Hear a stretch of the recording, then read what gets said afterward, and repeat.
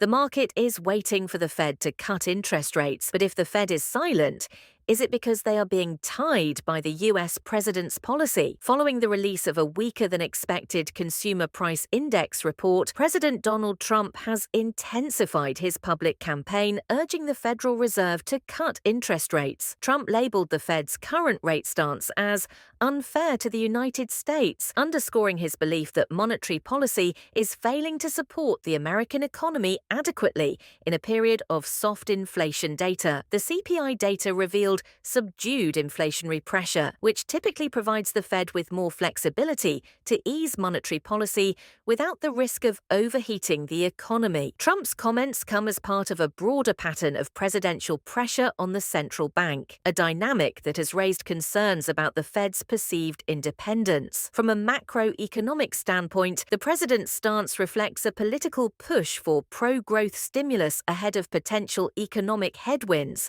including trade tensions and global slowdown. However, it also raises fundamental questions about the role of fiscal versus monetary policy and whether the Fed should react to short-term political pressures or adhere strictly to its dual mandate, price stability and maximum employment. But despite growing political pressure, the Fed cannot act blindly, especially when the picture ahead remains uncertain. Former New York Federal Reserve President Bill Dudley has warned that the Fed currently has no responsible path forward other than to wait. The central bank, he argued, is operating under an unusual degree of uncertainty, where both the direction and magnitude of upcoming economic shifts remain unclear. In such an environment, premature action could do more harm than good. Dudley's assessment reflects the Fed's current strategic bind. On one hand, weak inflation data like the latest CPI report might justify rate cuts. On the other, the full impact of global trade disruptions, supply chain adjustments, and fiscal volatility is not yet visible in the data. This opacity makes it virtually impossible to calibrate policy without risking a major misstep. From a policy perspective, Dudley's statement supports a wait-and-see approach rooted in central bank orthodoxy. Unlike political actors who may seek immediate intervention, the Fed's institutional credibility depends on acting only when the data offers clear signals. Acting on guesswork, especially in times of geopolitical and economic turbulence, could undermine both growth prospects and inflation control. Moreover, Dudley's language also signals how seriously the Fed views the trade-offs involved in the current economic moment. This isn't simply about inflation or jobs, it's about maintaining strategic flexibility in a time of global fragility, where missteps by monetary authorities could reverberate across capital markets and household finances alike. But that weight isn't because the Fed is indecisive, it's because they're caught in a zone that defies definition. Tariffs are bending both the president and the governor. The Federal Reserve is grappling with a rare and destabilizing dilemma: dual uncertainty surrounding the economic impact of tariffs. According to former Fed officials and current market observers, the central bank cannot clearly assess how recent and potential future tariffs will affect either GDP growth or inflation, its two core mandates. This ambiguity stems from the complex and lagging nature of trade policy effects. Tariffs can simultaneously suppress consumer demand and investment, hurting growth, while also raising import prices, potentially fueling inflation. The problem is not just magnitude, but direction. The Fed doesn't know which force will dominate or when. This dual impact uncertainty places monetary policymakers in a bind. Acting too soon risks overcorrecting in the wrong direction. Delaying too long risks falling behind a fast-moving inflationary or recessionary trend. The lack of visibility leaves the Fed effectively flying blind in a storm shaped by trade disputes beyond its control. From a broader perspective, this illustrates how modern central banks are increasingly vulnerable to non-monetary shocks, particularly political trade decisions made without coordination with monetary authorities. In the case of the US, Trump's aggressive tariff strategy has inserted volatility directly into the Fed's forecasting models. With such limited visibility, the Fed is aware of one thing: one wrong move now, and the consequences will be beyond control. In the current volatile environment,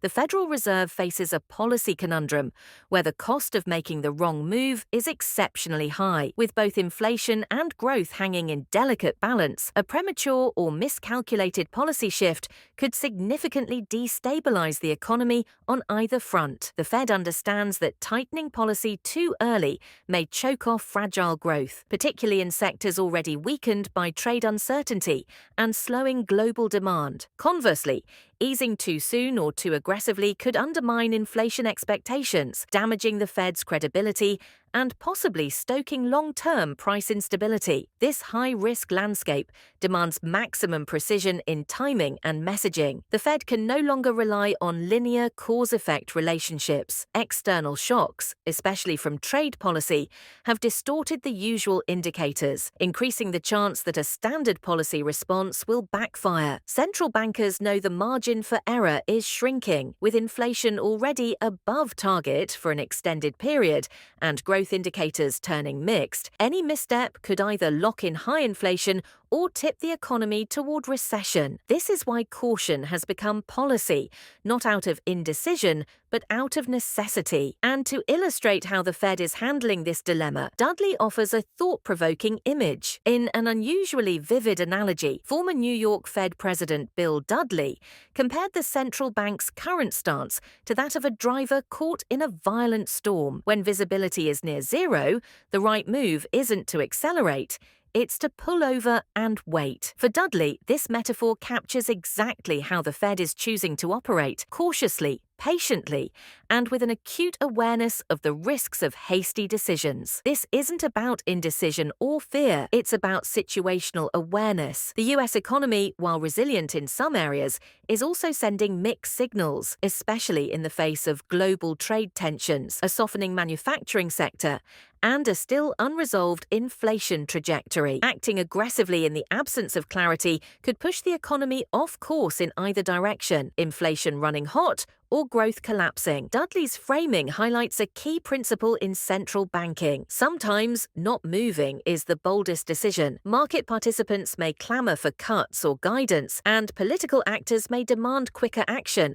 But the Fed's job is not to respond to noise. Its job is to ensure that every decision is rooted in data, not driven by pressure. What makes this metaphor especially powerful is that it's also a message. Dudley, speaking with the credibility of a former insider, is communicating to markets, lawmakers, and the public that caution is not weakness, and that in some environments, inaction is a sign of competence. The Fed is not asleep at the wheel, it's simply refusing to drive blind. This type of rhetoric also helps anchor expectations. In a time when forward guidance itself becomes a form of policy, the message that we're not acting yet because we don't have enough clarity is designed to calm markets rather than unsettle them. But when the Fed chooses to pause to avoid mistakes, they also understand this slowness will not avoid criticism, even from mainstream investors. Despite growing criticism over its slow response, the Federal Reserve's caution is not a failure of leadership, but a calculated necessity. Former New York Fed President Bill Dudley defended the institution's current pace, stating unequivocally that he would make the same call if placed in their position. The criticism, especially from market participants and political figures, stems from the perception that the Fed is behind the curve. But Dudley argues that this delay is not the product of negligence. It's the inevitable outcome of navigating a deeply uncertain economic landscape. When data is ambiguous, policy must be deliberate. Dudley's statement also serves a broader purpose: shielding the Fed from accusations of passivity, while reinforcing the strategic rationale for patience. It's not that the Fed doesn't see risks, it sees too many conflicting risks to move decisively in any one direction without greater clarity. Moreover, the former Fed insider's endorsement gives weight to a critical idea. The cost of acting too fast may be greater than the cost of waiting too long. While markets prefer fast, predictable responses, central banks must prioritize accuracy over speed. Dudley's support underscores that what looks like slowness may, in fact, be restraint in service of long-term stability. In this variant, the Fed is not limited by data or output, but still limited by time itself.